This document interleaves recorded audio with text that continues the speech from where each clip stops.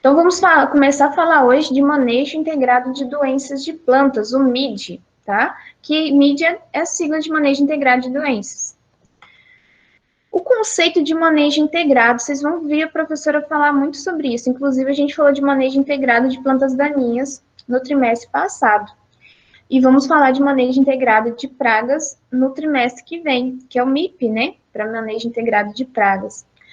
Manejo integrado, pessoal, quando a gente ouve essa palavra, significa que é o uso de várias das técnicas disponíveis, por exemplo, manejo cultural integrado com manejo químico, integrado com manejo biológico, de forma de reduzir o nível de dano econômico causado pelas doenças, no caso que a gente está falando de doenças, né?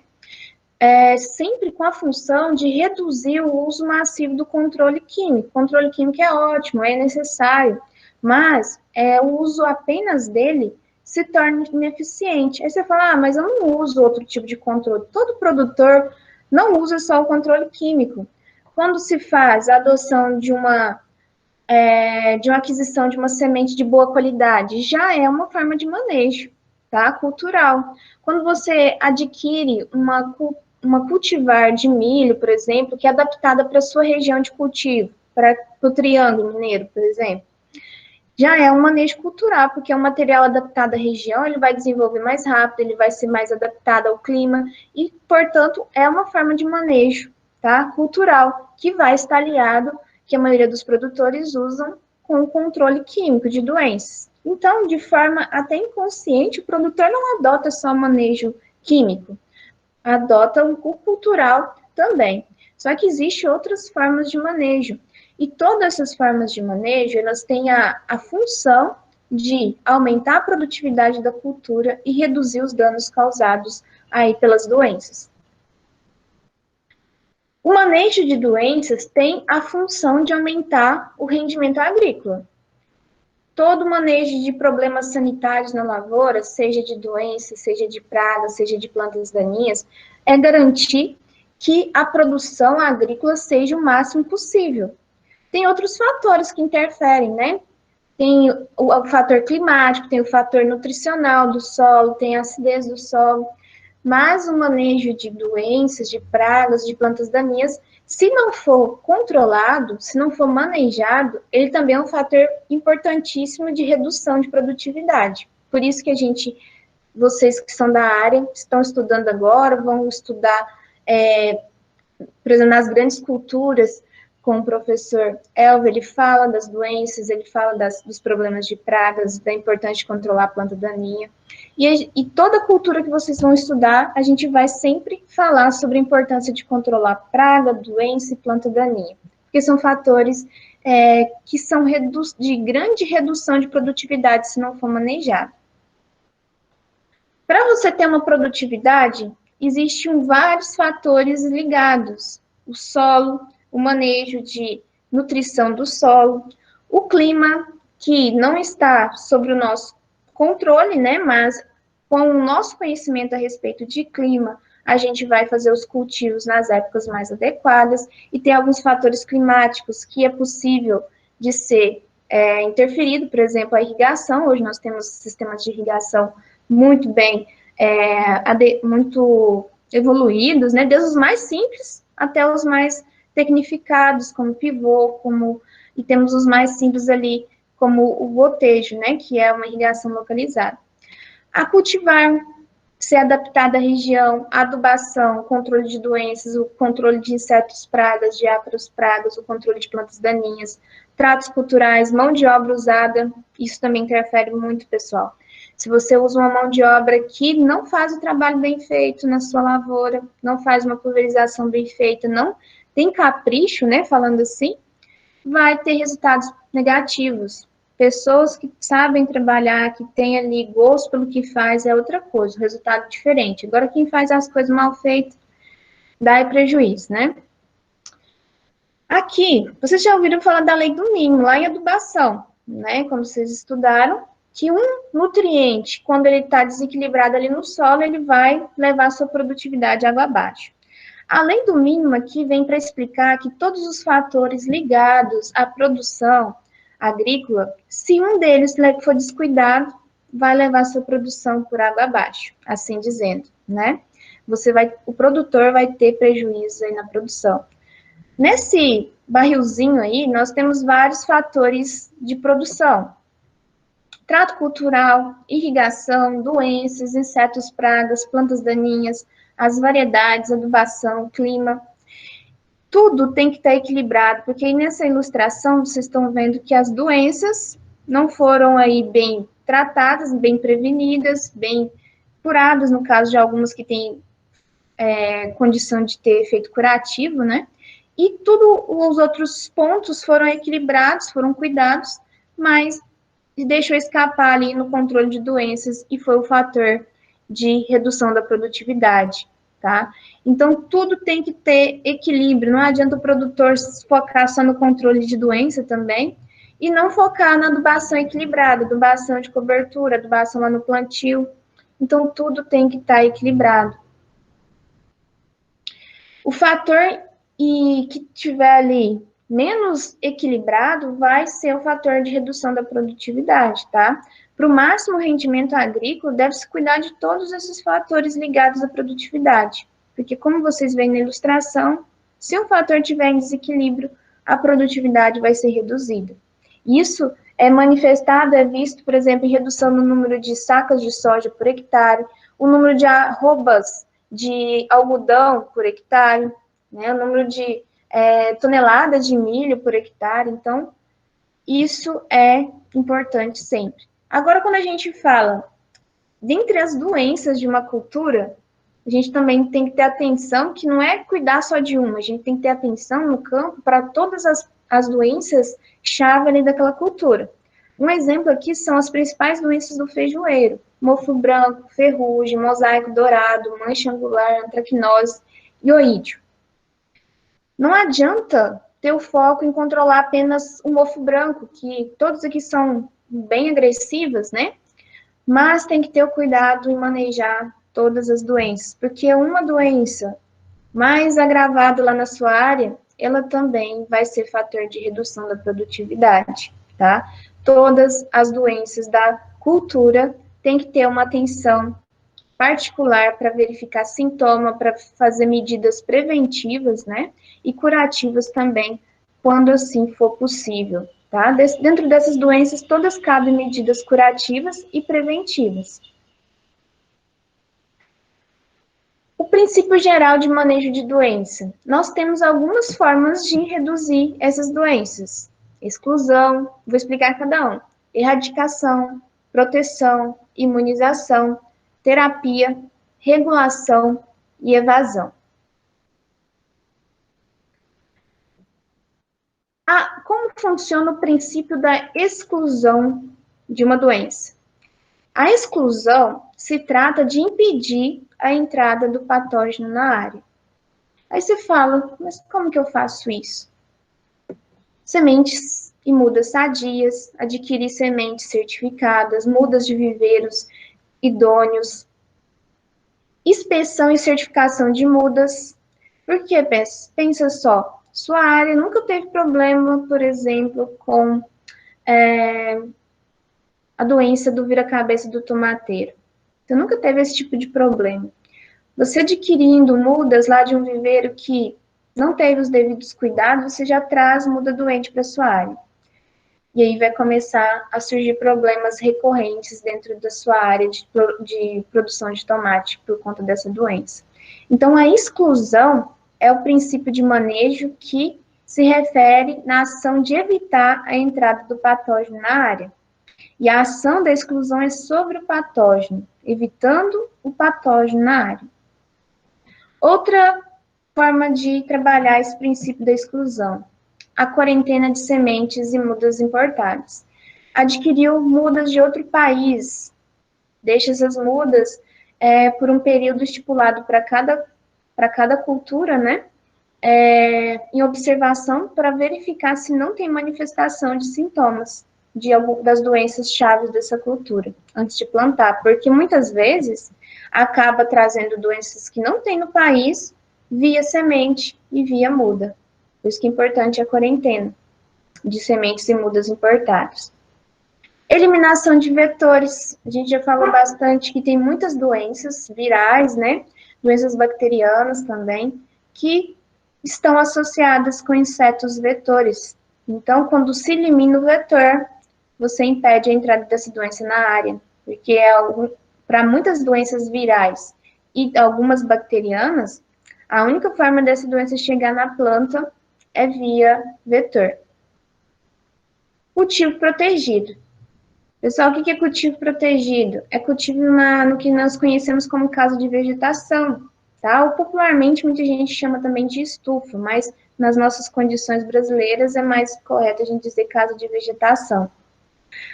A casa de vegetação é usada para cultivos de maior valor econômico. Por exemplo, a gente vê tomates aí do tipo cereja sendo cultivados em casas de vegetação. Flores, muitas flores são cultivadas em casa de vegetação. Morango, várias culturas, né? Dentro da casa de vegetação, é possível você regular a entrada de patógenos e também de insetos vetores, né? Porque nas laterais da casa de vegetação você tem a tela antiafídeo, que impede a entrada de insetos como pulgão, mosca branca, trips, né? Dentro da casa de vegetação é um ambiente menor e é mais passível de estar ali identificando qualquer problema sanitário e fazer ali um controle mais rápido quando se observa do que no campo. Como dentro do cultivo protegido, é importante ali na entrada de pessoas ter a higienização de sapatos, não entrar com a roupa que você estava lá no campo olhando uma lavoura de tomate, e você vai olhar a lavoura de tomate dentro de uma casa de vegetação, você vem com a mesma roupa. Não é uma forma de proteger esse cultivo, é fazer a troca de roupa, um banho, né, para tirar qualquer esporo de fungo que pode estar vindo na sua roupa. Então, o cultivo protegido é um cultivo que garante mais regulação das doenças. Outro princípio de manejo de doenças é a erradicação. A erradicação, ela se diz respeito a eliminar o patógeno da área. Formas de atuar nesse princípio da erradicação. A rotação de cultura, que é possível fazer para culturas de ciclo anual, né, pessoal? Para culturas como manga, goiaba, café, ciclo perene, não é possível fazer isso. O holding, que é eliminar plantas doentes. Verificou lá uma planta com sintoma de virose, tira ela da área, porque ela é um foco de transmissão secundária, também é um princípio da erradicação. Eliminação de hospedeiros alternativos. Plantas daninhas muitas vezes são hospedeiras de doenças e hospedeiras também de insetos vetores de doença. Então, é também uma medida de erradicação. Tratamento de sementes. Vocês sabem que hoje as sementes comerciais, elas vêm tratadas, né? Semente de milho, de soja, de sorgo, já vem com tratamento de semente, que tem a função ali de evitar a ocorrência daquela doença na fase inicial da cultura. Tratamento de solos com nematicidas, com fungicidas. Vazio sanitário. Aí eu pergunto, é possível fazer vazio sanitário para todos os tipos de doenças, para reduzir todo tipo de doença? Quem souber a resposta já escreve aí no chat, né? Mas sabemos que não. E por quê? Em quais casos é possível estabelecer vazio sanitário? Quem souber, escreve para mim no chat que eu vou ler depois as respostas, tá? Em quais casos é possível estabelecer vazio sanitário como uma medida de redução da ocorrência de doenças? A gente estudou isso na semana passada. Proteção é outro princípio de manejo de doença. A proteção, ela tem a função de prevenir o contato do patógeno com o hospedeiro. Aí entra o uso, por exemplo, de fungicidas protetores, como os fungicidas cúpricos. Um exemplo aí é o oxicloreto de cobre, que ele tem a função de criar uma barreira ali na planta para impedir a infecção por fungos e até também tem função de impedir algumas infecções bacterianas. Tratamento de semente também é uma função de proteção, você vai proteger as sementes quanto a ação de patógeno ali que causam as doenças ali do grupo 2, né, que causam dump-off, como a gente estudou nas últimas aulas. A imunização, ela se trata de desenvolver a resistência de plantas. Nós vamos falar daqui a pouquinho sobre um estudo na imunização de viroses em tomateiro, que funciona como uma vacina. A vacina humana, ela tem essa função de o organismo ter contato com uma partícula ali que não é infecciosa, né? Que não vai causar a doença em si, mas vai promover o organismo desenvolver o sistema imunológico para aquele problema em si, para aquela doença. E para plantas, tem algumas pesquisas de desenvolvimento de vacinas, né, assim dizendo, para vírus em tomate. Eu tenho um artigo que eu vou mostrar para vocês daqui a pouquinho. Outra forma de imunização é o melhoramento genético. O melhoramento vegetal, além de buscar alta produtividade das cultivares, dos híbridos, também busca materiais que tenham mais resistência às principais doenças da cultura. Aí nós temos materiais que têm resistência horizontal, que é, por exemplo, vamos falar um tomate que tem resistência ao fusário oxiporo, que causa a murcha. Tem alguns materiais, aqui eu estou dando um exemplo geral, que eu não conheço ali os materiais com resistência a essa doença do tomate, tá? Se o material tem resistência horizontal ao fusário oxiporo, ele tem resistência a todas as raças daquele patógeno. A resistência vertical é só uma raça específica do patógeno. E tem a pré-imunização biológica, que é o caso de como se fosse uma vacina, que eu vou mostrar para vocês daqui a pouquinho. A terapia.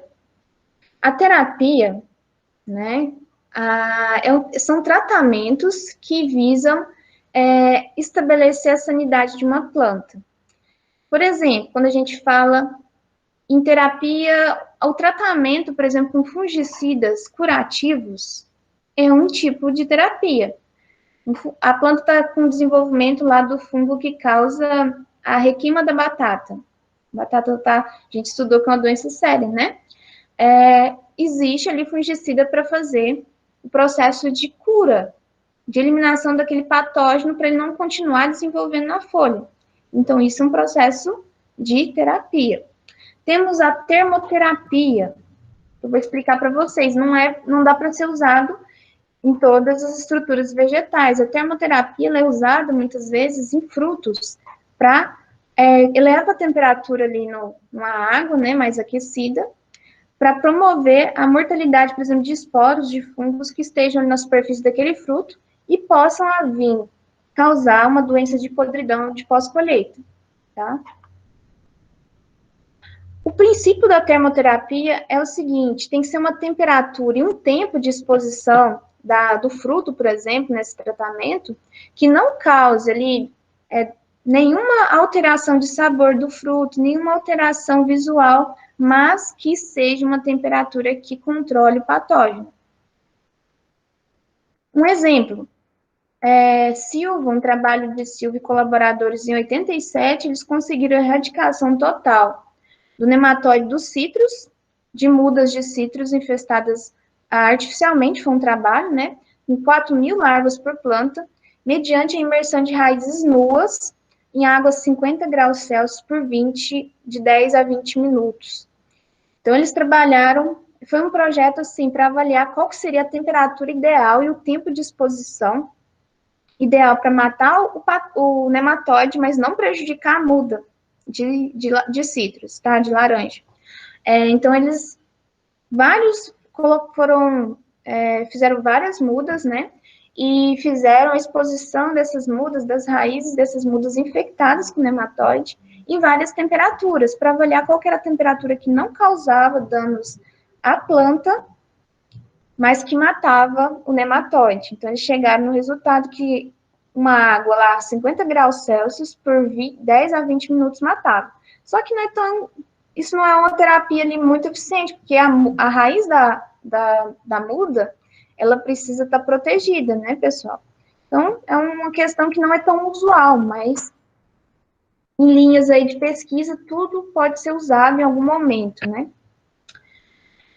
Outro princípio aí de manejo, evasão. Vi que alguns de vocês falaram sobre essa técnica na resposta lá sobre o controle, né, do vira-cabeça do tomateiro, só que até eu respondi lá para alguns, que da forma que vocês colocaram, muitos falaram evasão diária.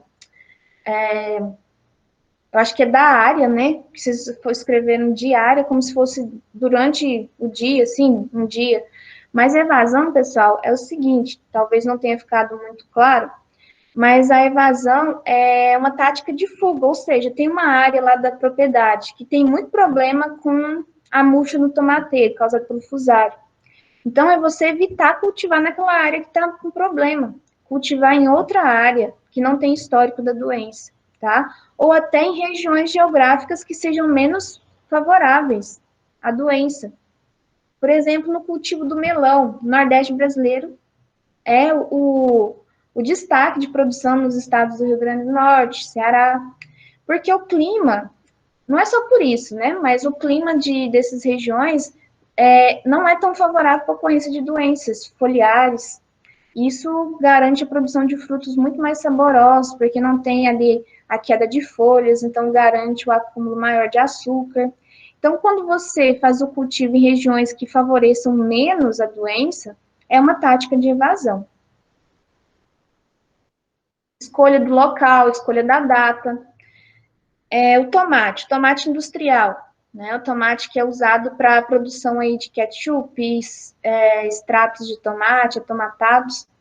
O tomate, para a indústria, ele trabalha com uma técnica de evasão. Se faz o cultivo desse tomate tipo industrial, que é um tomate rasteiro, que ele tem hábito de crescimento determinado, ele cresce e floresce de uma forma bem padronizada, não como o tomate para mesa, que vai vegetando e florescendo, e permite fazer várias colheitas na mesma planta, né? Já o tomate para a indústria, não. Ele cresce, floresce, produz e faz a colheita uma vez só.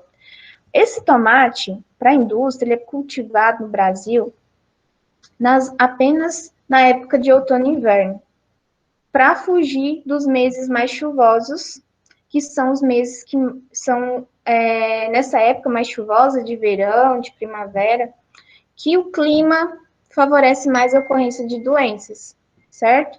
Então, diante desse aspecto, é uma tática de evasão, pela escolha da época de cultivo. Uma variedade mais precoce, que vai entregar o produto mais cedo, e dessa forma ficar menos exposto à ação de um patógeno, também uma tática de evasão. Regulação.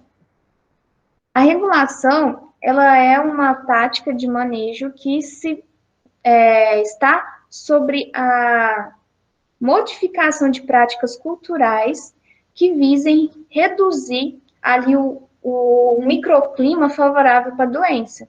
Por exemplo, adoção de espaçamentos menos adensados, favorecendo ali um fluxo não promovendo um ambiente muito úmido debaixo ali da planta de feijão, é uma tática de controle de algumas doenças fúngicas, tá?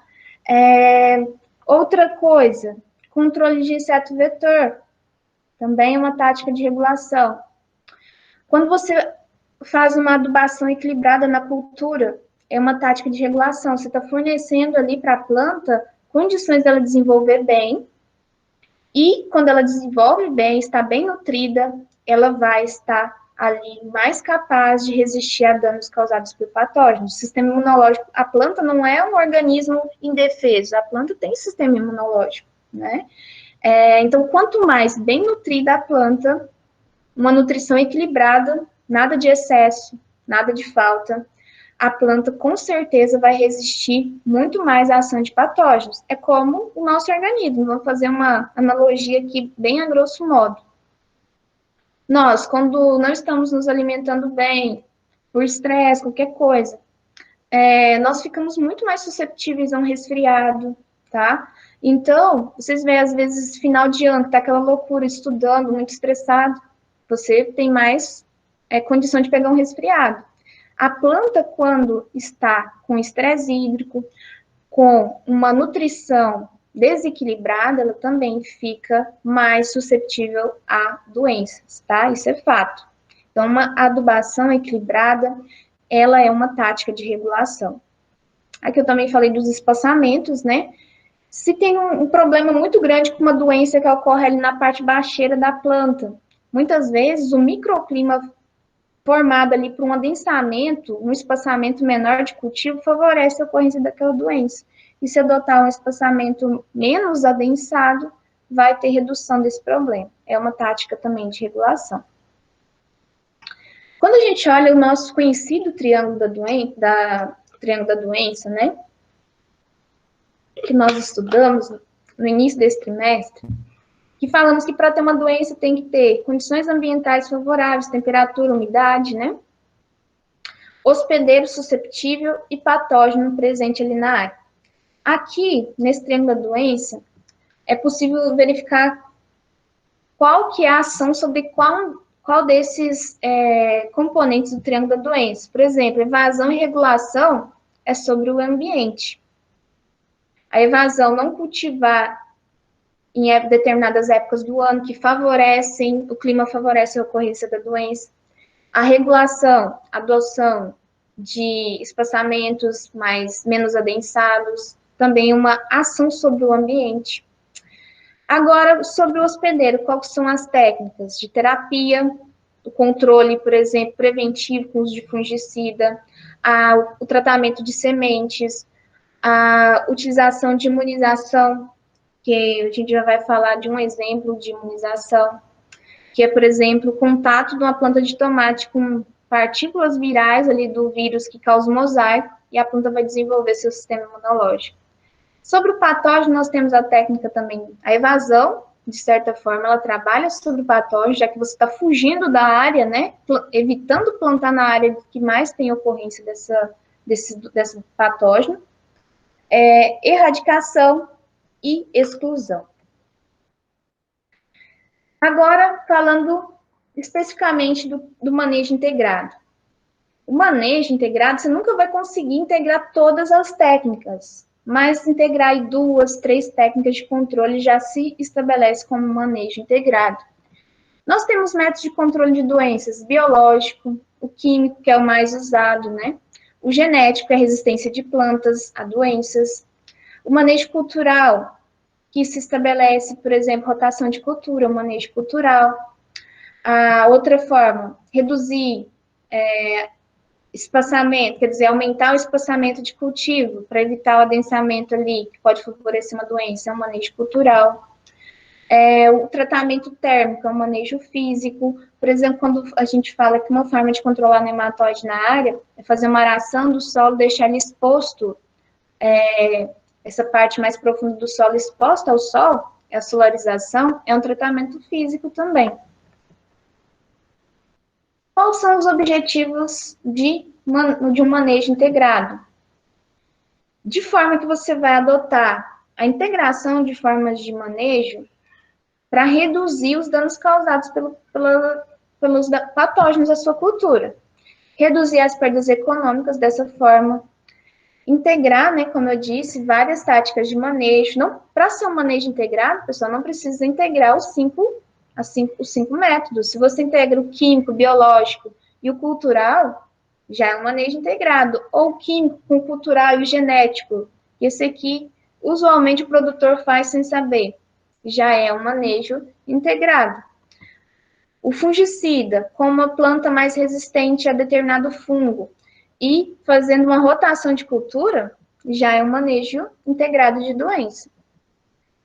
Outro objetivo do manejo, reduzir os custos, porque os agroquímicos, fungicidas, nematicidas, eles pesam no bolso do produtor. Se você adota outras técnicas de controle, você vai reduzir a dependência do controle químico e garantir eficiência no controle e menor gasto. E uma questão importante, que é que você reduz também a seleção de patógenos resistentes ao produto químico usado. Se você tem um problema de fungo na sua área, mofo branco, e aplica o mesmo fungicida durante toda a safra e todos os anos que você cultiva aquela cultura, vai ali selecionar o fungo resistente àquele princípio ativo do fungicida. Ocorre é o mesmo princípio que a gente estudou na seleção de plantas resistentes a herbicidas. Se você estabelece uma pressão de seleção muito grande do organismo a ser controlado pela ação do produto químico, você seleciona o que não morre.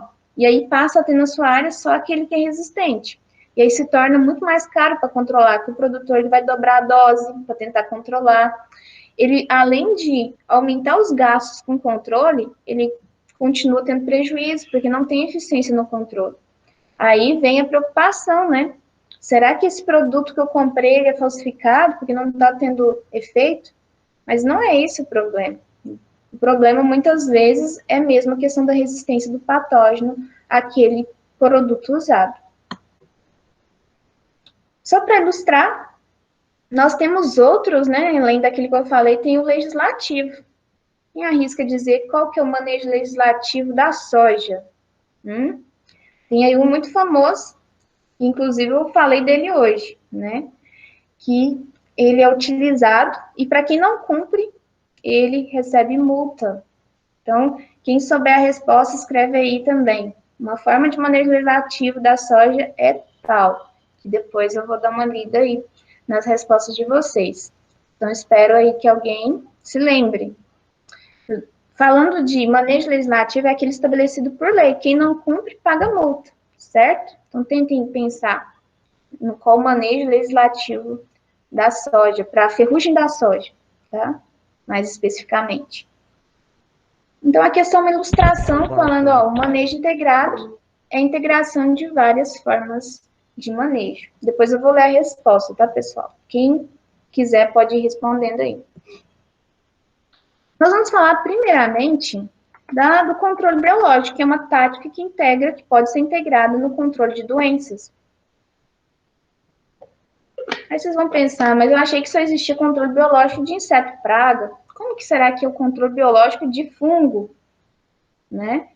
Existe, pessoal. A gente vai falar de até produtos que são comerciais para esse tipo de controle de doença. Ou seja, tem produto já comercial que você compra para fazer controle biológico de fungo. O controle biológico pode ser feito com o uso de patógenos que são antagonistas, que vão trabalhar ali competindo, né? Na verdade, reduzindo o desenvolvimento do fungo, por exemplo, que causa doença nas suas plantas. Eles vão competir ali no ambiente, no solo, porque muitos dos fungos que causam doenças de planta vivem também de forma saprófita, né, no solo. Então, quando você tem um fungo que compete, um fungo benéfico que compete ali pelo espaço no solo, vai ter uma redução no desenvolvimento daquele fungo patógeno, uma redução das doenças. E também existe a questão da pré-imunização da planta, tá? Que eu vou falar para vocês daqui a pouco. Alguns organismos, eles vão liberar ali no ambiente metabólitos, né, secundários que impedem o desenvolvimento do patógeno que causa doença nas suas plantas, chamado de antibiose, né? Por exemplo, um fungo que libera ali no solo uma substância que impede o Fusarium oxysporum de desenvolver. E aí você vai reduzir o problema de murcha causado por murcha no tomateiro causado pelo Fusarium. É um exemplo aqui.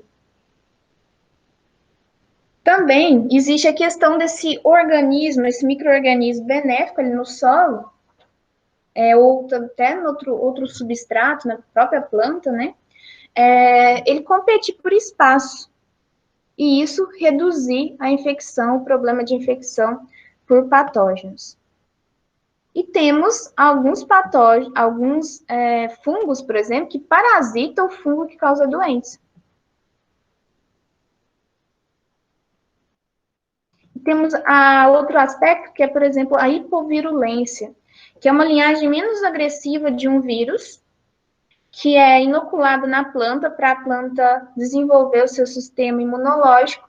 E na hora, caso ela seja infectada pelo vírus realmente que causa ali uma agressiva doença na planta, ele já tem o sistema imunológico desenvolvido e vai sofrer menos com a ação desse patógeno. A indução de resistência no hospedeiro.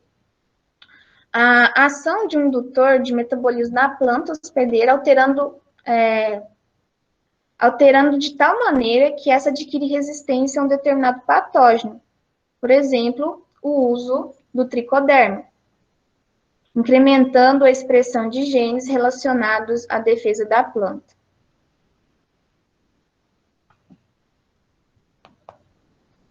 A pré-imunização é o contato da planta com o material do patógeno para ter o desenvolvimento de resistência.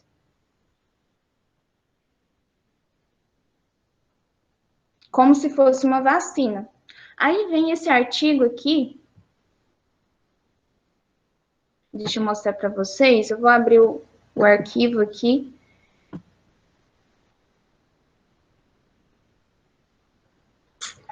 Esse artigo ele saiu na revista Hortifruti de maio de 2020, desse ano, né? Então, bem atual, falando sobre uma vacina contra a virose do tomateiro.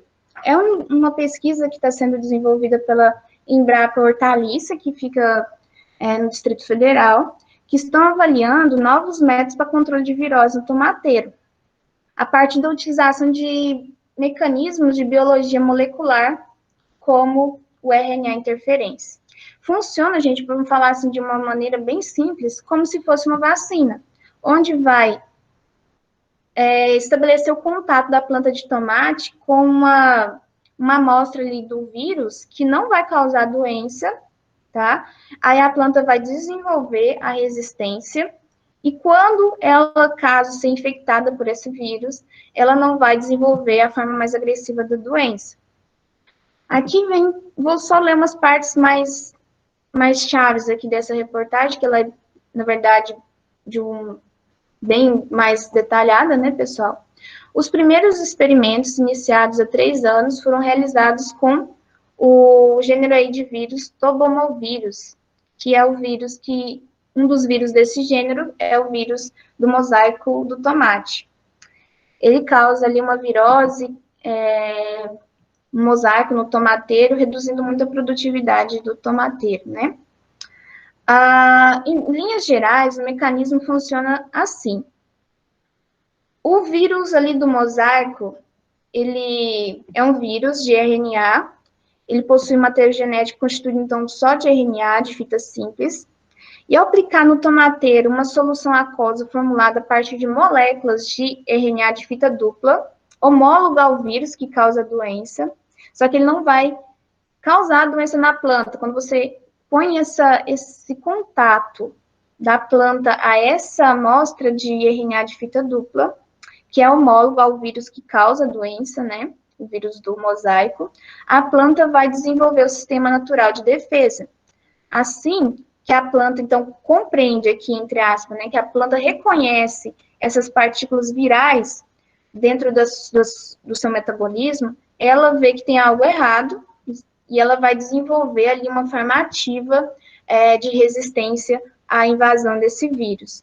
Então, à medida que ela desenvolve essa resistência, depois, se ela for infectada, ela vai ter menos problemas, vai sofrer ali menos com a agressividade desse vírus, porque ela passou por uma pré-imunização. Ela funciona como uma vacina em nós humanos, de uma forma análoga, tá? Depois, quem quiser ler essa reportagem completa, pode deixar para mim aí também, né, o e-mail que eu encaminho para vocês, tá? Bem interessante, quem quiser ler depois, completa a reportagem aqui sobre a pré-imunização.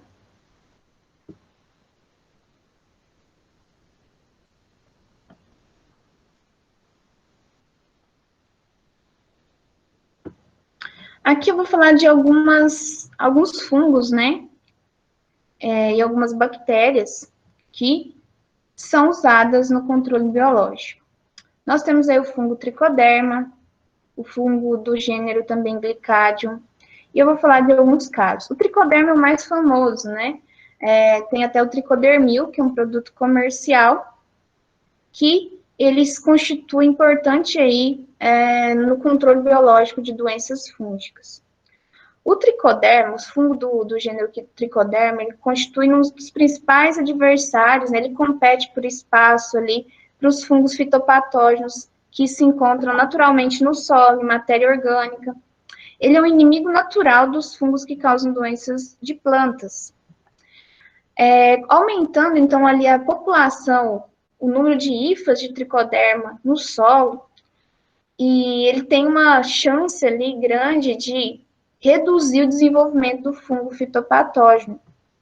O tricoderma, ele também, além disso, ele desencadeia resistência de plantas.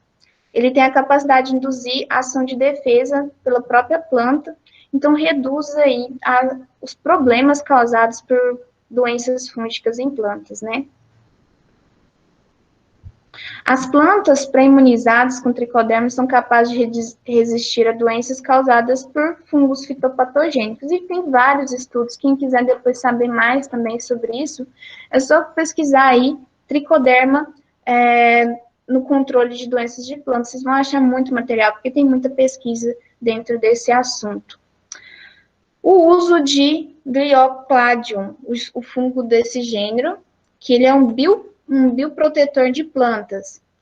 Esse fungo, ele parasita outros fungos, né, no solo, ele habita naturalmente o solo, e tem sido já observado ele parasitar fungos do gênero Botrytis, do gênero Cerathitis, Ceratocites, né, e também Fusarium.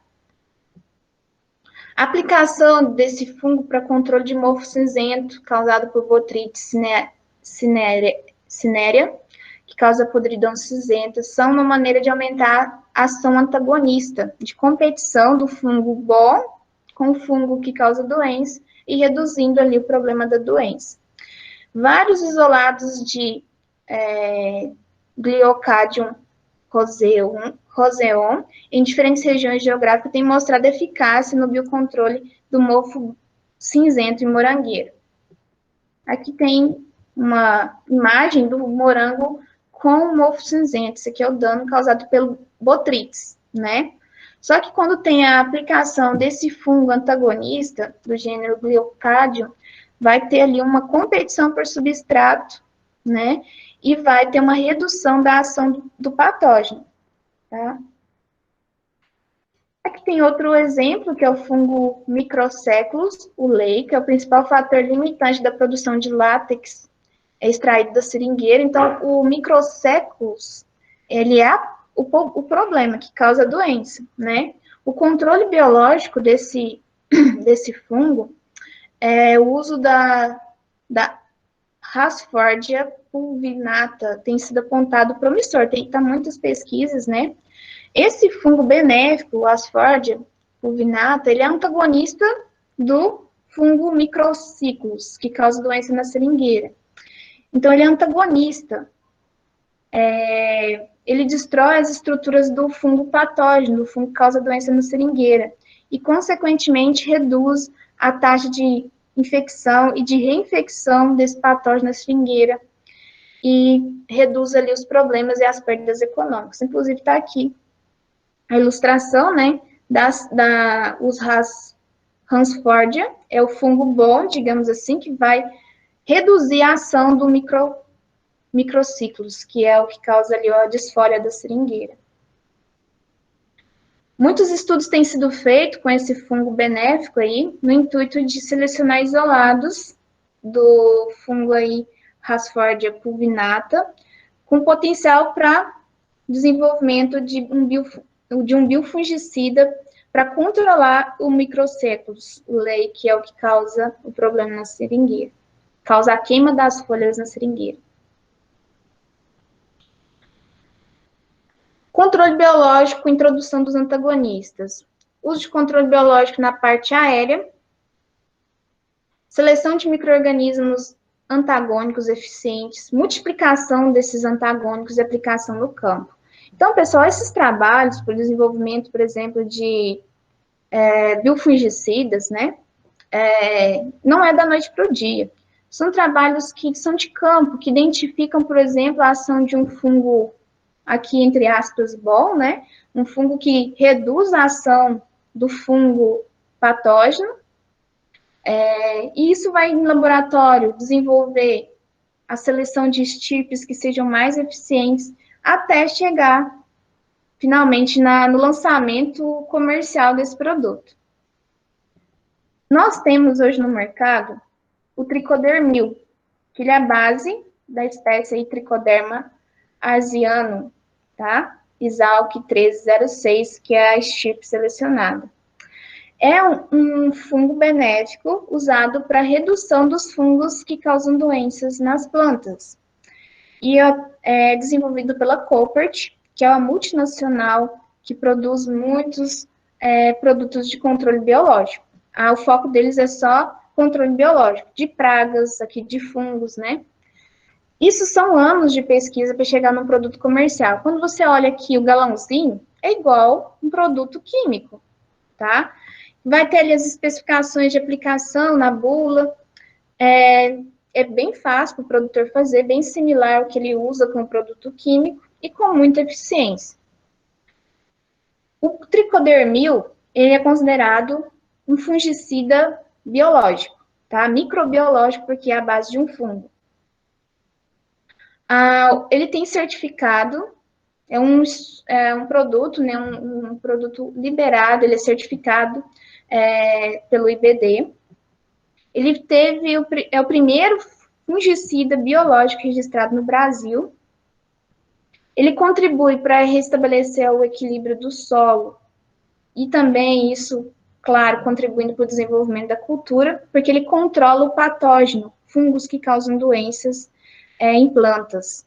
Ele também tem vários outros benefícios, promove ciclagem de nutrientes no solo, interação com a planta e organismos, então, benéficos no solo.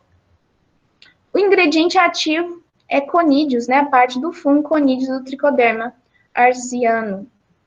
E nessa ilustração, que é uma ilustração adaptada da Nature, né, Review Microbiology, de 2011, que foi publicado, mostra a ação do Tricoderma arsianum sobre um fungo fitopatogênico, um fungo que causa doença na planta.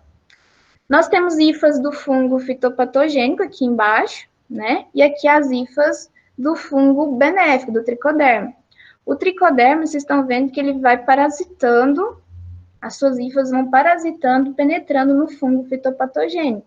E vai atacando as hifas do fungo fitopatogênico, dessa forma reduzindo a ação desse fungo nas plantas de importância econômica. Então, é uma forma aí de controle biológico realmente ativa, liberada, né, com registro para ser utilizado no Brasil e também em outras partes do mundo, que é o tricodermil. E são eficientes. Depois, quem quiser mais informações, pode me perguntar que eu posso fornecer alguns materiais extras aí para vocês estudarem. Bem interessante essa forma de controle biológico de fungos aí pelo tricoderma.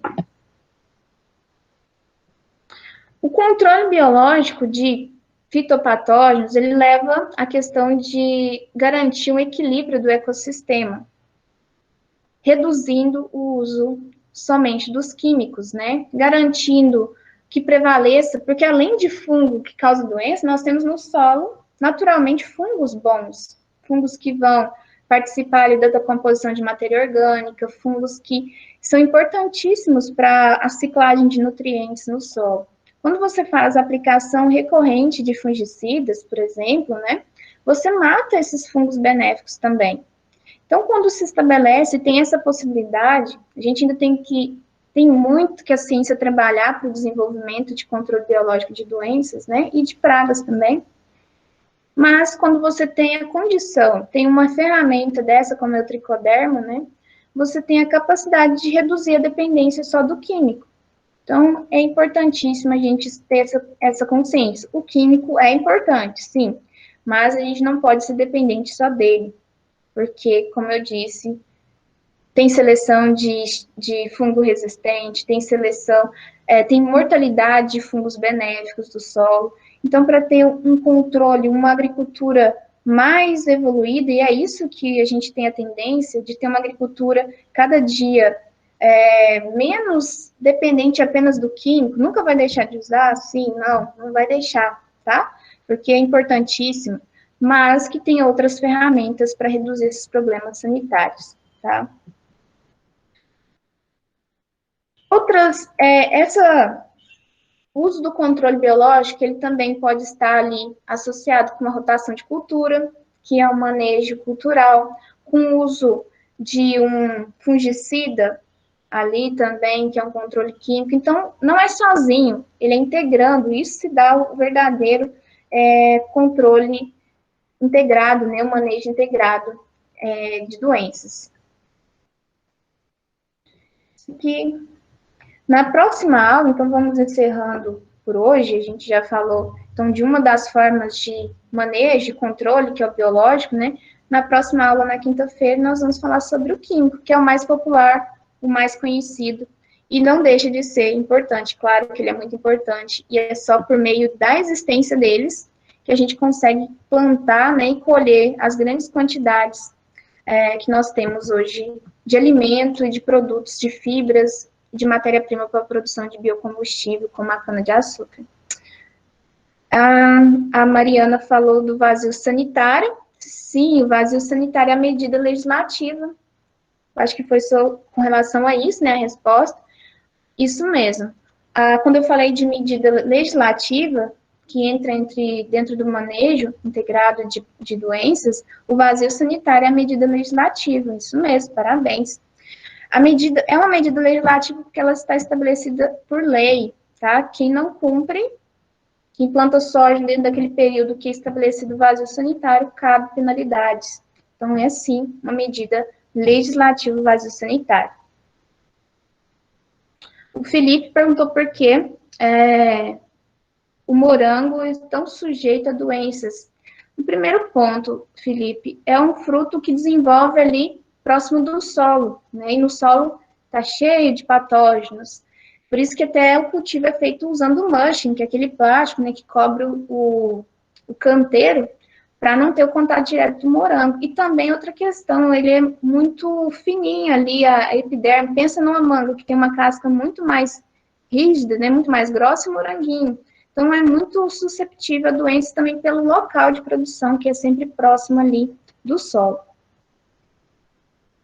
O Felipe perguntou sobre se eu já ouvi falar do microgel.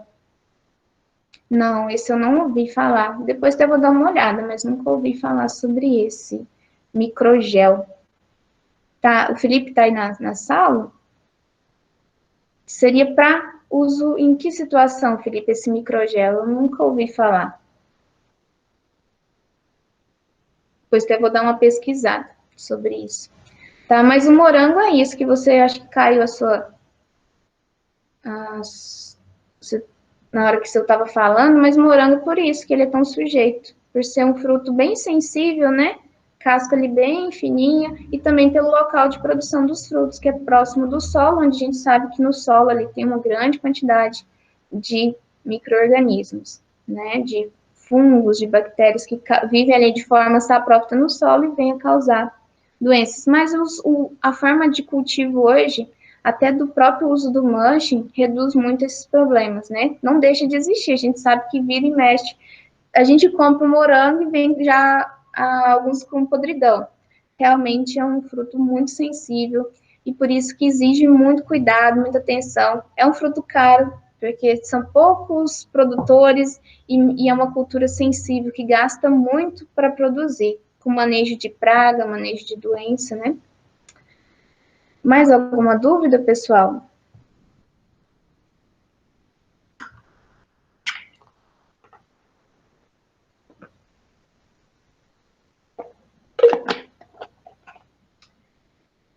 Quem quiser depois o material sobre a parte ali de imunização do tomateiro, sobre viroses, né?